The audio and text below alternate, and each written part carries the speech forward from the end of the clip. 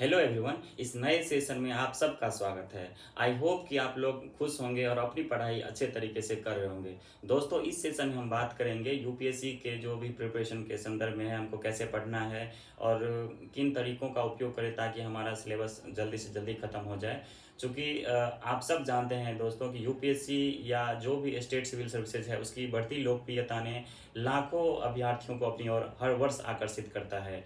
ऐसे में ये परीक्षा और भी अधिक कठिन होते जा रहा है। खासकर जब आप हिंदी माध्यम से तैयारी करते हो तो आपके सामने काफ़ी सारी चुनौतियां होती है कि आपको घर पे रह के पढ़ना होता है। फिर जब आप जब कोचिंग के लिए बाहर जाते हैं तो वहाँ पे भी कई सारी समस्याओं का सामना करना पड़ता है, कई सारी चुनौतियों का सामना करना पड़ता है। चूँकि मैक्सिमम ये देखा गया है कि जो भी हिंदी माध्यम से होते हैं वो मैक्सिमम ग्रामीण पृष्ठभूमि से रखते हैं। उसमें कई सारे की चुनौतियाँ होती है, जैसे उसके भाषा को लेकर होता है, उसके बुक्स है, मटेरियल है, जो हमारा बेसिक कॉन्सेप्ट है उसको लेकर होता है। ऐसे में हमारे सामने बहुत ज़्यादा चुनौतियां बढ़ जाती है। दोस्तों, मैंने भी हिंदी माध्यम से रहकर ही तैयारी किया है और यहाँ तक पहुँचा हूँ, इसलिए मुझे पता है कि जो चुनौतियां आप लोग फेस कर रहे होंगे, जो सारी समस्याएं आप लोग के साथ अभी हो रही होगी, वो मैंने भी फेस किया है। इसलिए मुझे पता है कि उससे कैसे निपटा जा सकता है, उसका समाधान कैसे किया जा सकता है। तो दोस्तों, इसी संदर्भ में हम इस सेशन में बात करेंगे कि जब भी हम यूपीएससी या स्टेट सिविल सर्विसेज के लिए प्रिपरेशन करने की सोचते हैं, तब हमारे सामने कुल मिलाकर दो चुनौतियां सामने आता है। जो मूल चुनौतियां हैं वो सभी के सामने आता है। जो सफल लोग होते हैं उसके सामने भी आया होगा और जो अभी प्रिपरेशन कर रहे हैं उसके सामने भी होता है कि जो यूपीएससी का इतना बड़ा सिलेबस है उसको कैसे कवर किया जाए। और जो उसको कवर करने के लिए हमें बहुत सारे बुक्स पढ़ने होते हैं, मटेरियल पढ़ने होते हैं, नोट्स पढ़ने होते हैं, करेंट अफेयर है, तो उसको कैसे पढ़ा जाए ताकि वो जल्दी से जल्दी ख़त्म हो जाए। आप लोग जानते होंगे दोस्तों कि जो हमारा स्पेक्ट्रम है और लक्ष्मीकांत हमें पढ़ने होते हैं, ये बहुत ही लेंदी बुक है, लेकिन इसको बहुत ही कम समय में अगर आप लोग चाहें तो ख़त्म किया जा सकता है। लेकिन उसके लिए आपको थोड़ा सा गाइडलाइन और कुछ रणनीति अपनाना होगा।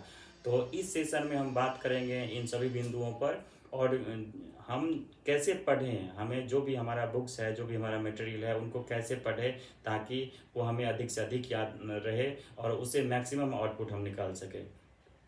दोस्तों, होता ये है, हम लोग अधिक जानने के चक्कर में काफ़ी सारा चीज़ पढ़ने लगते हैं। हम प्रीवियस ईयर क्वेश्चन नहीं देखते और अंधाधुंध पढ़ाई करने लगते हैं। सुबह उठे शाम तक पढ़ाई कर रहे हैं, ना कोई रणनीति है, ना कोई टाइम टेबल है, ना कोई पढ़ाई में डिसिप्लिन है। कभी लगा कि 10 दिन तक लगातार पढ़ते रह गए, कभी महीनों नहीं पढ़ते हैं। और सबसे जो खास बात है हमारी पढ़ाई में कमियों की, वो है रिविज़न का। तो रिविज़न दोस्तों हम लोग नहीं करते हैं। रिविज़न अगर आपको करना है तो इस चैनल पे एक बहुत ही बढ़िया वीडियो जो मैंने बनाया है वो पड़ा हुआ है, आप लोग देख सकते हैं। वो आपको रिवीजन के सभी तरीकों से अवगत करा देगा और आपको उससे बहुत ज़्यादा फायदा होगा, इसलिए आप लोग वो वीडियो ज़रूर देखिए। तो चलिए दोस्तों, इस सेशन में हम बात करते हैं कि जो हमारा बुक्स है, कोई भी बुक्स हो, जो चाहे वो एनसीईआरटी हो, उसके बाद स्पेक्ट्रम हो, लक्ष्मीकांत हो, इकोनॉमी हो, जो भी मटेरियल हम पढ़ते हैं, खास करके बुक्स पढ़ते हैं, तो उसमें हम 3 ऐसे स्टेप की बात अभी करेंगे जो आपको काफ़ी कम समय में आपको बहुत ज़्यादा चीज़ उसका याद करवा देगा और उससे मैक्सिमम आपको आउटपुट मिल जाएगा। तो इसी संदर्भ में हम बात करें। जो हमारा पहला स्टेप होता है दोस्तों, उसमें हमें क्या करना है, जो भी बुक्स हमें पढ़ना है, चाहे वो एनसीईआरटी की बुक हो या फिर हमारा जो बेसिक्स बुक होता है, जैसे कि स्पेक्ट्रम हो गए, लक्ष्मीकांत हो गए, जो भी, चाहे इकोनॉमी की बुक जो भी हम पढ़ते हैं, जो भी बुक्स हमें पढ़ने होते हैं, उसका हम पहली बार क्या करते हैं, एक फास्ट रीडिंग डालते हैं, बिना कुछ सोचे हुए, बिना कुछ याद किए हुए। अगर आपने वो बुक पहले से पढ़ रखा है या एक बार भी पढ़ा हुआ है तो आप यकीन मानिए तब तो आपके लिए और बेहतर हो जाएगा। लेकिन उसके बावजूद अगर आप पहली बार भी पढ़ रहे हो उस बुक्स को, तो उसको ना एक नॉवेल के भांति पढ़िए। जिस तरह हम अपने सिलेबस के बाहर की कोई बुक पढ़ते हैं, और ठीक उसी तरह पढ़िए। होता क्या है इससे फ़ायदा दोस्तों, इसमें ये होता है कि जब आप कोई बुक्स को पहली बार पढ़ते हैं, आपको फ़ायदा ये होता है कि आप उससे परिचित हो जाते हैं। उनके जो भी आधार है, उनके जो भी आयाम है, उनके जो भी इंट्रोडक्शन है, उससे आप परिचित हो जाते हैं।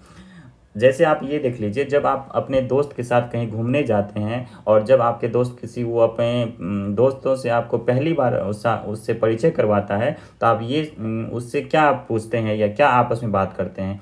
आप सिंपली उसके बारे में ये जानने कि उसका नाम क्या है, वो कहाँ से है, क्या करते हैं, बस ये 2-3 चीज़ें जानने की कोशिश करते हैं और आपसे उसकी दोस्ती हो जाती है। फिर आप बाद में धीरे धीरे जैसे बात करते हैं, उससे मिलते हैं, तो आपका और एक दूसरे के बीच जो अंतःक्रियाएँ हैं वो बढ़ती जाती हैं।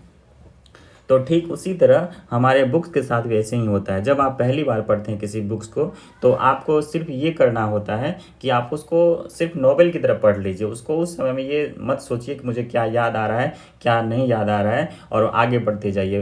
पूरा फास्ट रीडिंग डालिए और फिर उसके बाद इसी क्रम में जो दूसरा स्टेप है दोस्तों, इसमें हमें क्या करना होगा, इसमें हमें जो भी चैप्टर या जो भी बुक्स हम पढ़ रहे होते हैं, जिनका रीडिंग हमने पहले डाल दिया है एक बार अच्छे तरीके से, तो उसमें हमें क्या करना है, उनमें जो हमारे जैसे डेफिनेशन की चीज़ें हो गए, कुछ फैक्ट्स हो गए, कुछ कॉन्सेप्ट हो गए, उनको हमें अंडरलाइन करना होता है। जैसे हमें देखते हैं, जैसे ये होम रूल आंदोलन है, तो इससे रिलेटेड जो भी चीज़ें हमें याद रखने की होती है, जैसे आप PYQ देखते हैं, PYQ देखना बहुत ज़रूरी है। अगर PYQ अगर आप नहीं देखेंगे तो आपको ये समझ में नहीं आएगा कि हमें कौन सा अंडरलाइन करना है, कौन से को हाईलाइट करना है और किन चीज़ों को हमें याद रखना है। तो ये करने से पहले आप PYQ जरूर लगाएं, और जो लास्ट स्टेप है उसको मिस मत करिएगा, क्योंकि वही सबसे मूल चीज़ें हैं।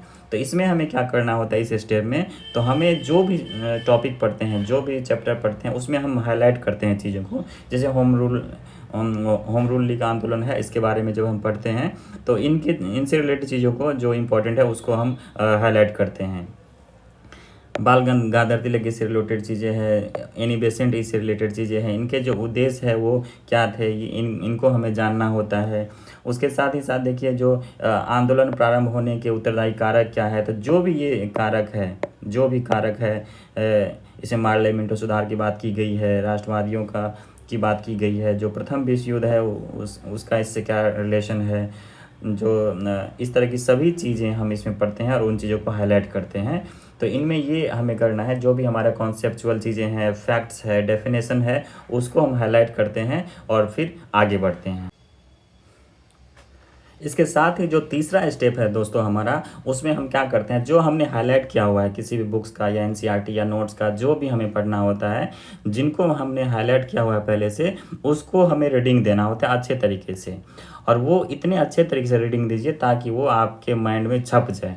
आप उनको बेहतर तरीके से बार बार रीडिंग दीजिए, बहुत अच्छे से रीडिंग दीजिए। और जो हाईलाइट चीज़ें हैं, जो आपने नोट कर रखा है साइड में, इस तरह से आप नोट कर सकते हैं। देखिए, जो भी आपको इंपॉर्टेंट लगता है तो वो इस तरह से आप नोट कर सकते हैं, उन चीज़ों को बगल में बुक्स में अपने पेज पे या नोट्स बना सकते हैं। और जब ये हाईलाइट हो जाता है सारी चीज़ें, तो केवल तीसरे स्टेप में आपको क्या करना होता है, केवल वो हाईलाइट चीज़ों को ही पढ़ना होता है।